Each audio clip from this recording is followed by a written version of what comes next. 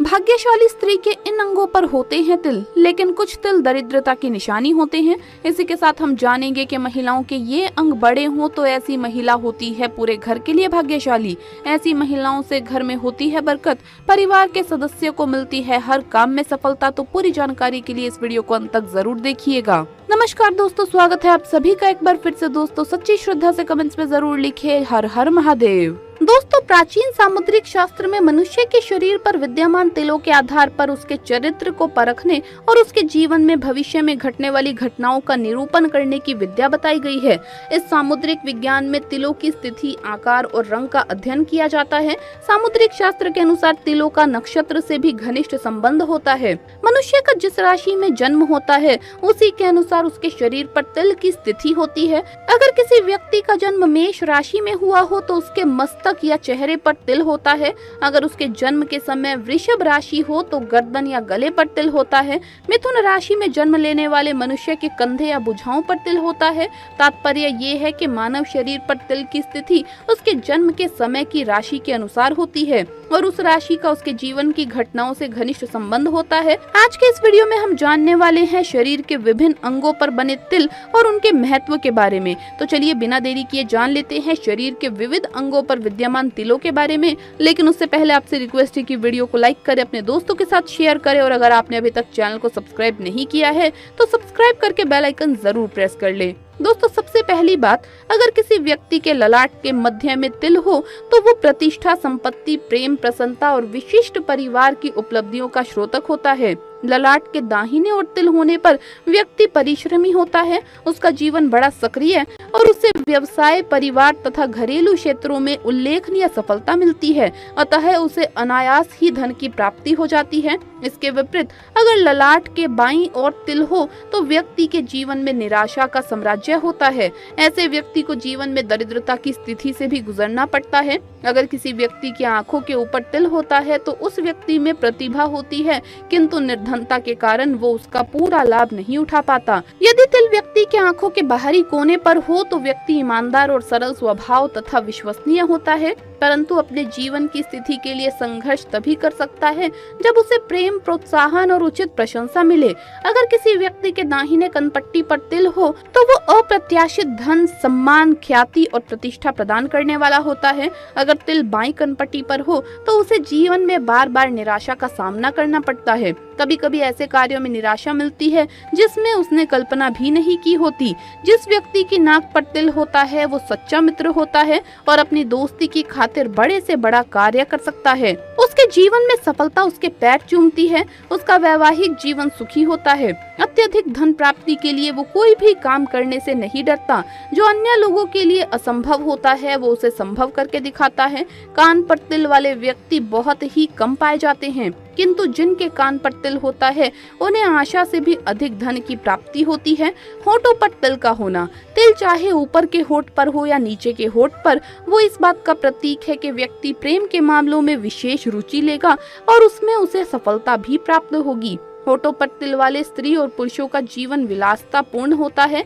ऐसे लोगों के विषय में दूसरी महत्वपूर्ण बात ये है कि ये लोग बहुत ही दयालु होते हैं। ठोड़ी पर तिल चाहे दाईं ओर हो या बाईं ओर हो, ऐसे लोगों का चरित्र अत्यंत ही प्रशंसनीय होता है।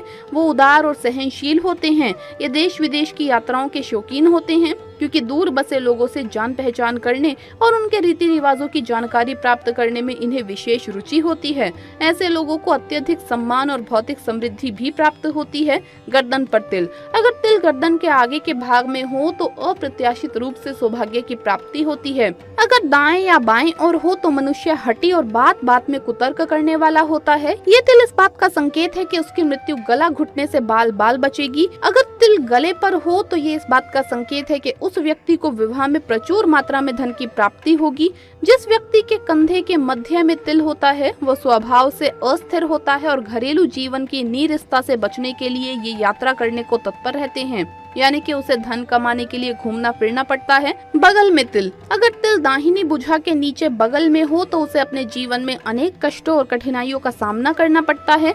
अगर तिल बाईं भुजा के नीचे बगल में हो तो उस व्यक्ति के जीवन के प्रारंभिक वर्ष संघर्षपूर्ण होंगे, परंतु बाद के वर्षों में उसे प्रचुर धन की प्राप्ति होगी। अगर किसी व्यक्ति की कलाई पर तिल हो तो व्यक्ति कम खर्च करने वाला, बुद्धिमान और विश्वसनीय होता है। ऐसे व्यक्ति की 2 शादियां होती है। हाथ पर तिल हो तो बड़े सौभाग्य की बात है। ऐसे व्यक्ति को स्वास्थ्य, धन, संपत्ति, सुख तथा उत्तम संतान की प्राप्ति होती है। उंगली पर तिल चाहे किसी भी उंगली पर हो, वो इस बात का परिचायक होता है कि उस व्यक्ति पर विश्वास नहीं किया जा सकता। वो अविश्वसनीय और बेईमान होता है। उसके सामने जो भी संकट या कठिनाइयां आती है उसका सामना करने में वो समर्थ होता है। स्तन पर तिल, अगर किसी स्त्री के स्तन पर तिल हो तो वो स्त्री आलसी और असंयमी होती है, जिसके फलस्वरूप वो अपने और अपने परिवार की सुख शांति को नष्ट कर देती है। अगर वो दृढ़ इच्छा शक्ति और आत्म अनुशासन का सहारा ले तभी वो अपने परिवार को सुखी रख सकती है। ऐसी स्त्री का भाग्य उसके साथ खिलवाड़ करता है और उसे धनी से निर्धन बना देता है। अगर तिल बाएं स्तन पर हो तो वो स्त्री सक्रिय और स्वफूर्तिवान होती है, धन और संपत्ति अर्जित करती है, उसकी संतान में पुत्र आदि होते हैं। नाभि पर तिल, अगर किसी पुरुष की नाभि पर तिल हो तो वो अत्यंत भाग्यवान होता है और उसे सभी प्रकार के सुख उपलब्ध होते हैं। अगर ये तिल किसी भी स्त्री की नाभि पर होता है तो उसके मन में बहुत सी संतानों की माता बनने की इच्छा होती है। जंघा पर तिल, अगर दाहिनी जंघा पर तिल हो तो ये बहुत ही शुभ लक्षण होता है। ऐसे व्यक्ति को धन संपत्ति की प्राप्ति होती है। अगर बाई जंघा पर तिल हो तो निर्धनता और अभावों के फल स्वरूप प्राप्त होने वाले कष्टों का परिचायक होता है। उसके अनेक शत्रु होते हैं और वो अन्याय का शिकार होता है। तो इस प्रकार से हमारे सामुद्रिक शास्त्र में अंगों पर बने तिलों के बारे में बताया गया है। आइए अब जानते हैं कि महिलाओं के कौन से बड़े अंग पति और परिवार के भाग्य को बदलने वाले और शुभ कारक होते हैं। नंबर 1, बड़ी आंखें। बड़ी आंखें महिलाओं के लिए सौभाग्य का प्रतीक होती है। ज्योतिष शास्त्र के अनुसार गरुड़ पुराण में लिखा गया है कि बड़ी आंखों वाली महिलाएं विदुषी, विवेकशील और बेहद ही समझदार होती है। ये पूरे परिवार के लिए शुभ होती है और विपत्ति आने पर अपनी सूझबूझ से पूरे परिवार को संभाल लेती है। इनके रहते घर में धन की कमी नहीं होती। नंबर 2, लंबी नाक। सामान्य से कुछ लंबी नाक वाली महिलाएं गंभीर और शांत स्वभाव की होती हैं। ये हर विपत्ति का सामना करने में सक्षम होती है। इनके कारण पूरा परिवार सुरक्षित रहता है। इसी प्रकार सामान्य सिर और सामान्य आकार के कान वाली महिलाएं परिवार के लिए अच्छी मानी जाती है। नंबर 3, लंबे और बड़े बाल। शास्त्रों में वर्णित है कि लंबे बालों वाली महिलाएं पद्मिनी होती हैं, अर्थात उच्च कोटि की होती है। लंबे और रेशमी बाल शुभता और सौंदर्य का प्रतीक है। भगवती देवी का कोई भी चित्र या प्रतिमा देखेंगे तो पाएंगे कि उनके बाल लंबे होते हैं। लंबे बालों वाली महिलाएं पति के लिए सौभाग्यशाली साबित होती हैं। नंबर 4, लंबी गर्दन। सामुद्रिक शास्त्र में लंबी गर्दन वाली महिलाओं को मंगलकारी माना गया है। ज्योतिष शास्त्र के अनुसार जिन महिलाओं की गर्दन लंबी होती है वो ऐश्वर्यशालिनी होती है। इनके पास संपूर्ण वैभव होता है। इनके रहते पति को कभी भी पैसों की कमी नहीं आती। घर के पूजा घर में ये 3 चीजें होना बहुत ही जरूरी है। ऐसा घर हमेशा पैसों से भरा रहता है। अगर आपके पूजा घर में ये चीजें नहीं है तो आज ही जरूर रख लीजिए। इसी के साथ दोस्तों इस वीडियो में हम जानेंगे कि पूजा करते समय कौन सी वो गलतियां हैं जो आमतौर पर सभी घरों में देखी जाती है और ये आपको कभी भी नहीं करनी चाहिए, वरना इससे देवी देवता आपके घर में वास नहीं करते। तो पूरी जानकारी के लिए इस वीडियो को अंत तक जरूर देखिएगा। दोस्तों, वास्तु शास्त्र के अनुसार घर में सुख, समृद्धि और ऐश्वर्य की प्राप्ति के लिए हमारे पूजा घर में इन 3 चीजों का होना अत्यंत आवश्यक है। ये 3 चीजें अत्यंत पवित्र मानी गई है। इन्हें पूजा घर में रखने से ही घर में सकारात्मक ऊर्जा का संचार होता है, जिस कारण से घर परिवार में सुख शांति बनी रहती है और परिवार के सदस्य को हर कार्य में सफलता मिलती है। दोस्तों, हमारी भारतीय संस्कृति में छोटी या बड़ी किसी भी तरह की पूजा को करने के कुछ निश्चित नियम निर्धारित किए गए हैं और इन नियमों का पालन करते हुए ही हमें पूजा पाठ करना चाहिए, क्योंकि तभी हमारी पूजा का कोई अर्थ होता है और हमारी आराधना का हमें फल भी मिलता है। कई बार हम पूरी श्रद्धा और भक्ति से पूजा पाठ तो करते हैं, लेकिन फिर भी हमारी मनोकामना पूरी नहीं होती, हमारे कष्टों का निवारण भी नहीं हो पाता है और हमें मानसिक शांति भी नहीं मिलती है। ऐसा क्यों होता है? इसके पीछे का कारण वास्तु दोष हो सकता है और इन वास्तु दोषों को दूर करने के लिए हमें वास्तु शास्त्र में बताए गए कुछ उपाय अवश्य ही करने चाहिए।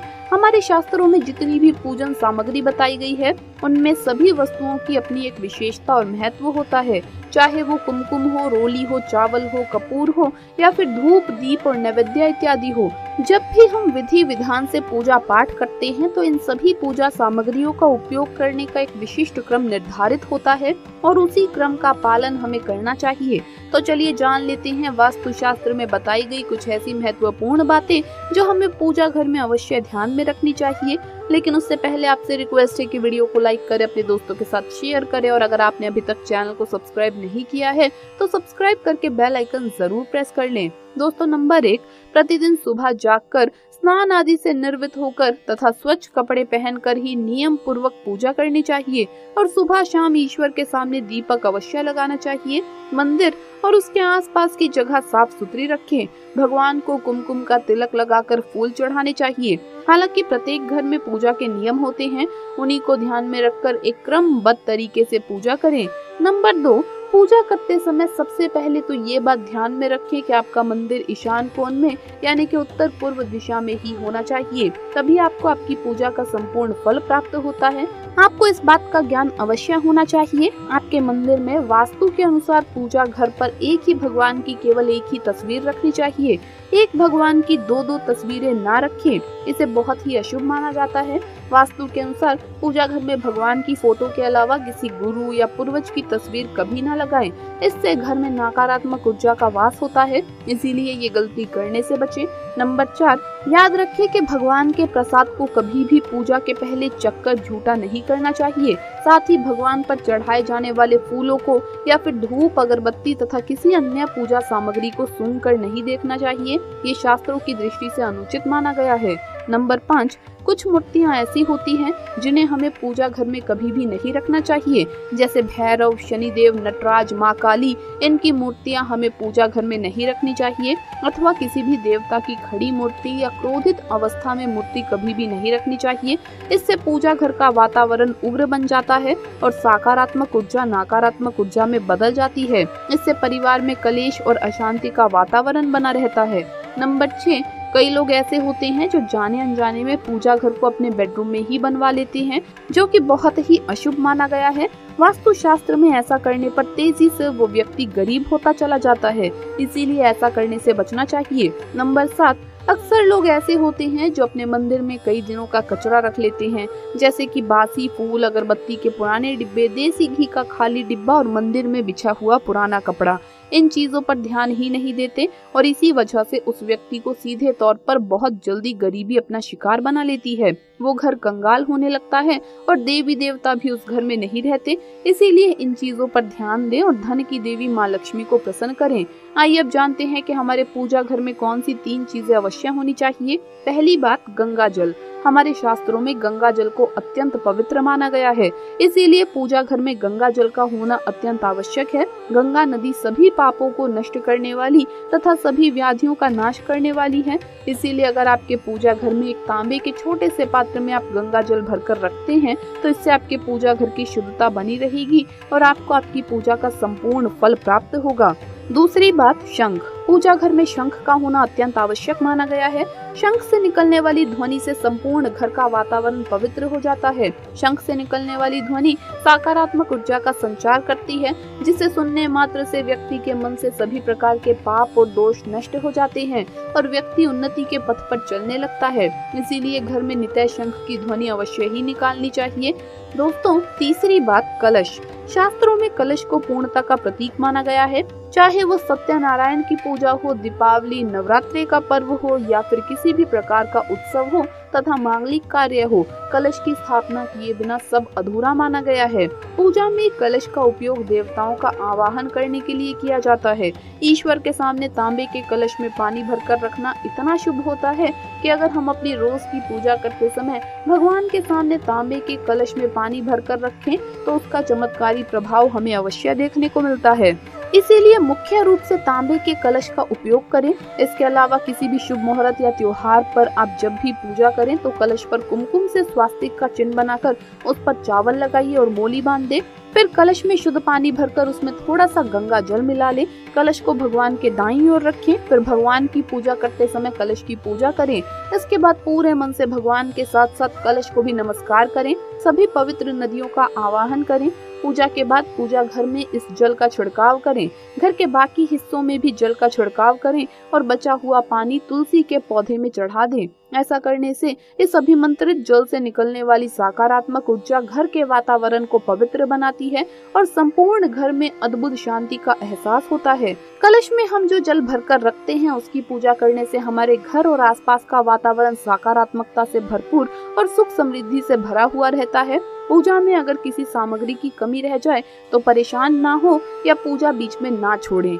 ऐसे में भगवान को चावल और फूल चढ़ाइए और मन में ही उस चीज का ध्यान करें। प्लास्टिक की बोतल में या फिर किसी अपवित्र धातु के बर्तन में गंगा जल नहीं रखना चाहिए। अपवित्र धातु जैसे एल्यूमिनियम और लोहे से बने बर्तन, गंगा जल तांबे के बर्तन में रखना शुभ रहता है। केतकी का फूल शिवलिंग पर अर्पित नहीं करना चाहिए। किसी भी पूजा में मनोकामना की सफलता के लिए दक्षिणा अवश्य चढ़ानी चाहिए। माँ लक्ष्मी को विशेष रूप से कमल का फूल अर्पित किया जाता है। इस फूल को 5 दिनों तक जल छिड़क कर पुनः चढ़ा सकते हैं। हमेशा इस बात का ध्यान रखें कि कभी भी दीपक से दीपक नहीं जलाना चाहिए। शास्त्रों के अनुसार जो व्यक्ति दीपक से दीपक जलाते हैं वो रोगी होते हैं। घर के मंदिर में सुबह और शाम को दीपक अवश्य जलाइए। एक दीपक घी का और एक दीपक तेल का जलाना चाहिए। पूजा में दीपक सही जगह रखना चाहिए। घी का दीपक हमेशा दाईं तरफ और तेल का दीपक हमेशा बाईं ओर रखना चाहिए। जल, पात्र, घंटा, धूपदानी जैसी चीजें हमेशा बाईं तरफ रखनी चाहिए। कौन सा है वो खास दिन जिस दिन अगर घर की महिलाएं बाल धो ले तो पूरा घर हो जाता है धनवान? साथ ही हम जानेंगे दोस्तों कि अगर किसी भी खास त्योहार पर महिलाएं बाल ना धो सके तो वो क्या उपाय कर सकती है। नमस्कार दोस्तों, स्वागत है आप सभी का एक बार फिर से। दोस्तों सच्ची श्रद्धा से कमेंट्स में जरूर लिखे हर हर महादेव। दोस्तों माना जाता है कि एक परिवार और पुरुष की सफलता उसके घर की लक्ष्मी पर ही निर्भर करती है। घर की लक्ष्मी के स्वभाव और व्यवहार के कारण ही उसका घर सुंदर और वैभवशाली बनता है। इसमें कोई शक नहीं है कि हमारे देवी देवता भी अपनी अर्धांगिनी को ही अपनी शक्ति मानते हैं। जैसे श्री हरि विष्णु के लिए माता लक्ष्मी सर्वोपरि है, उसी तरह शिव भी शक्ति के बिना अधूरे हैं। हमारे समाज में स्त्री को अन्नपूर्णा, लक्ष्मी, सरस्वती और वैभव लाने वाली माना जाता है। अगर घर की लक्ष्मी धर्म अनुसार आचरण करे तो घर को मंदिर बना देती है। इसी तरह सुहागन महिलाओं के लिए कई सारे नियम और धर्म का पालन करना भी अनिवार्य हो जाता है। अगर कोई स्त्री इन नियमों का पालन ना करे तो हो सकता है उसका भुगतान उसके पति, घर या संतान को करना पड़े। इसी बात को ध्यान में रखते हुए आज हम सुहागन महिलाओं को कब बाल धोने चाहिए और कब नहीं, इसके नियम बताने जा रहे हैं, जिनसे सुहागन महिलाएं जान सकती है कि कौन सा वार और त्योहार बाल धोने के लिए उत्तम होता है और किस दिन बाल धोना अशुभ कारक होता है। लेकिन उससे पहले दोस्तों आपसे रिक्वेस्ट है कि वीडियो को लाइक करें, अपने दोस्तों के साथ शेयर करें और अगर आपने अभी तक चैनल को सब्सक्राइब नहीं किया तो सब्सक्राइब करके बेल आइकन जरूर प्रेस कर लें। दोस्तों सबसे पहली बात, कुंवारी कन्याओं को कभी भी बुधवार के दिन बाल धोने नहीं चाहिए और खासकर उन कन्याओं को जिनके छोटे भाई हैं। ऐसा शास्त्रों में कहा गया है कि जो कन्या बुधवार को बाल धोती है उसके छोटे भाई को कष्ट का सामना करना पड़ता है। उनके छोटे भाई का स्वास्थ्य या उनके जीवन पर कोई ना कोई समस्या सदैव बनी रहती है, इसीलिए बुधवार के दिन अपने बाल ना धोएं। दूसरी बात, आज का समय बदल रहा है जिससे लोग प्रभावित होकर किसी भी शुभ त्योहार, शुभ तिथि या मुहूर्त में बालों को काटने से या धोने के चलन से जुड़ गए हैं। लेकिन हिंदू पंचांग के अनुसार महिलाओं को किसी भी शुभ तिथि पर बाल ना तो काटने चाहिए और ना ही धोने चाहिए, बल्कि एक दिन पहले ये सारे काम कर लेने चाहिए। उस दिन बाल धोना या कटवाना शुभ नहीं माना जाता और खासकर एकादशी, अमावस्या और पूर्णिमा पर बाल बिल्कुल भी ना धोएं। इससे आपके मस्तक पर चंद्रमा का प्रभाव पड़ने लगता है। तीसरी बात, ये सदैव याद रखें कि अगर आप किसी वार का व्रत रखते हैं तो उस दिन भूल से भी बाल ना धोएं। जैसे अगर आपने सोमवार का व्रत रखा है तो उसके एक दिन पहले बाल धोकर आप शुद्ध हो जाएं। जिस दिन व्रत रखते हैं उस दिन बाल कदापि ना धोएं और अगर किसी कारणवश आपको उस दिन बाल धोने पड़ जाए तो आप ये उपाय कर सकते हैं। आप अपने बालों में कच्चा दूध लगाकर बाल धो सकते हैं। चौथी बात, सुहागन महिलाओं को गुरुवार के दिन बाल नहीं धोने चाहिए। इस दिन न सिर्फ महिलाओं को बल्कि पुरुषों को भी ना ही बाल कटवाने चाहिए और ना ही धोने चाहिए। आपने शास्त्रों में पढ़ा ही होगा कि गुरुवार के दिन घर में पोछा नहीं करना चाहिए। बृहस्पति देवताओं के गुरु माने जाते हैं। ऐसी मान्यता है कि गुरुवार के दिन बाल धोने व काटने से घर में आर्थिक समस्याएं उत्पन्न होने लगती हैं। आपके ग्रह भी अपनी दशाएं बदलने लगते हैं। ये सभी बृहस्पति गुरु के कारण होता है। नंबर 5, अगर आप एक पुत्र की माता है या आपकी पुत्र प्राप्ति की कामना है तो उन महिलाओं को शुक्रवार के दिन बाल धोने चाहिए। नंबर 6, शनिवार के दिन शनि महाराज का दिन माना जाता है। इस दिन ना तो सर में तेल लगाएं और ना ही अपने बालों को धोएं। इससे शनि की कुदृष्टि आप पर बनी रहती है और अगर किसी कारणवश आपको शनिवार के दिन बाल धोने पड़ जाएं, तो आप थोड़ी सी हल्दी व बेसन को मिलाकर पहले बालों पर लगा लें। उसके बाद आप बाल धो सकते हैं, पर ध्यान रहे कि बहुत ज्यादा आवश्यक होने के कारण ही आप शनिवार को बाल धोएं अथवा इस वार को बाल कदापि न धोएं। 7वीं बात, स्त्री हो या पुरुष, शुक्रवार का दिन बाल काटने के लिए अत्यंत शुभ माना जाता है। शुक्रवार के दिन बाल धोना भी शुभ माना गया है। शुक्रवार के दिन माता लक्ष्मी का वास होता है, इसीलिए महिलाएं इस दिन अपने बालों को अवश्य ही स्वच्छ करें। इससे माता लक्ष्मी की कृपा आप पर अवश्य बरसेगी। शास्त्रों में एक और मान्यता है, सुहागन स्त्री अपने मांग में सिंदूर भरकर किसी भी पूजा में शामिल हो सकती है, क्योंकि मांग का हिस्सा गंगा सिंदूर का माना जाता है, जो सुहागन स्त्री के सौभाग्य को दर्शाता है, जिसे स्वयं देवता भी नकार नहीं सकते।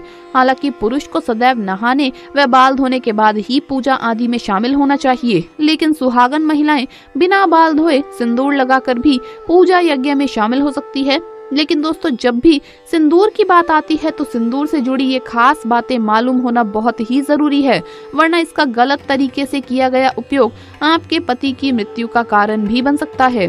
दोस्तों, अगर आपको देखना है कि आपका पति आपसे प्रेम करता है या नहीं, तो ऐसे में आपको अपने पति के हाथों से सिंदूर लगवाना चाहिए और देखना चाहिए कि अगर आपकी नाक पर थोड़ा सा भी सिंदूर गिरता है तो वो आपसे बहुत प्रेम करता है। सुनने में फिल्मी लग रहा होगा, लेकिन ये बात बिल्कुल सच है। दरअसल शास्त्रों की माने तो कहा जाता है कि जब भी कभी पति द्वारा सिंदूर नाक पर गिरता है तो पति पत्नी के प्रेम को दर्शाता है और आने वाले समय में भी उनका रिश्ता और भी गहरा होता चला जाता है। इसके अलावा जब आप खुद से सिंदूर लगाती हैं और अनजाने में अगर वो सिंदूर नाक पर गिर जाए तो इसका मतलब है कि पति की तरफ से आपको कोई खुशखबरी मिलने वाली है। हिंदू धर्म में सिंदूर का बहुत ही खास महत्व है, लेकिन सिंदूर से जुड़ी ये जानकारी अगर आपको नहीं है और आप भी ये गलती करती है तो आप बहुत भारी संकट में पड़ सकती हैं। सिंदूर एक महिला के लिए उसके सुहाग की निशानी होती है। जब हम कभी किसी शादीशुदा औरत को देखते हैं तो उसके माथे पर सिंदूर जरूर लगा होता है। एक शादीशुदा औरत को सिंदूर के बिना अधूरा माना जाता है। हिंदू पौराणिक कथाओं में सिंदूर का आध्यात्मिक महत्व माना जाता है। आपको बता दें, कई दफा सिंदूर को माथे पर लगाने के चक्कर में कई बार जल्दबाजी में या अनजाने में महिलाएं कई गलतियां कर बैठती है और ये उन पर और उनके पति के ऊपर गलत असर करता है। नंबर 1, मान्यताओं के अनुसार जो स्त्री बीच मांग में सिंदूर लगाने की बजाय किनारे पर लगाती है तो उसका पति भी उससे किनारा कर लेता है। पति पत्नी में आपसी रिश्तों में मतभेद बना रहता है। नंबर 2, ये बात तो आप जानते ही होंगे कि जो स्त्री अपनी मांग के बीचों बीच में लंबा सिंदूर लगाती है तो उसके पति की आयु भी लंबी होती चली जाती है। माता पार्वती का मिलता है आशीर्वाद। दोस्तों, नंबर 3, मान्यताओं के अनुसार जो स्त्री अपनी मांग में सिंदूर को बालों में छुपा लेती है तो उसका पति भी समाज में छिप जाता है और उसके पति को सम्मान नहीं मिलता। इसीलिए ये कहा जाता है कि सिंदूर को लंबा और ऐसे लगाएं कि सभी को साफ साफ दिखाई दे। सिंदूर से सजी सवरी स्त्री सौभाग्य को दर्शाती है और ऐसी महिला की खूबसूरती पर लगते हैं 4 चांद। नंबर 4, माथे पर सिंदूर लगाते वक्त महिलाओं को काफी सावधानी बरतनी चाहिए। ये तय कर लेना चाहिए कि सिंदूर को माथे के बीचों बीच लगाया जाए। अगर किनारे पर कोई महिला सिंदूर लगाती है तो माना जाता है कि उसके पति से लड़ाई झगड़े होने लगते हैं और पति किसी दूसरी स्त्री की तरफ आकर्षित हो जाता है। इसीलिए सिंदूर को हमेशा माथे पर लंबा लगाना चाहिए। नंबर 5, माथे पर सिंदूर लगाते वक्त अगर हाथों से गिर जाए तो अपशगुन माना जाता है। यह आपके रिश्ते में दरार आने का संकेत है। ऐसे में आपको माता पार्वती का ध्यान करना चाहिए और क्षमा मांगनी चाहिए ताकि बुरी बलाएं टल जाए। नंबर 6, जिस भी व्यक्ति को सपने में सिंदूर लगी स्त्री के दर्शन होते हैं तो ये बहुत ही ज्यादा शुभ माना जाता है। ये धन लाभ कराता है। ऐसी स्त्री सपने में देखना शुभ संकेतों को दर्शाती है। नंबर 7, जो स्त्री सिंदूर को लगाने से पहले माथे से चूम कर लगाती है तो सौभाग्य में वृद्धि होती है और ऐसी स्त्री का पति लंबी उम्र का वरदान पाता है। माता पार्वती साक्षात देती है आशीर्वाद। नंबर 8, हिंदू धर्म में नवरात्रे, करवा चौथ और दीपावली जैसे महत्वपूर्ण त्योहारों में अगर पति द्वारा पत्नी मांग में सिंदूर लगवाए तो बहुत शुभ माना जाता है।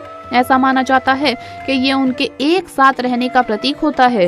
इससे वो काफी लंबे समय तक साथ रहते हैं। ऐसे करने से रिश्ते जल्दी टूटते नहीं। तो दोस्तों, आपको ये वीडियो कैसा लगा हमें कमेंट्स में जरूर बताएं। इस वीडियो को लाइक करें, अपने दोस्तों के साथ शेयर करें और अगर आपने अभी तक चैनल को सब्सक्राइब नहीं किया तो सब्सक्राइब करके बेल आइकन जरूर प्रेस कर लें। जल्द मुलाकात होगी अगली वीडियो में। हर हर महादेव, जय महाकाल।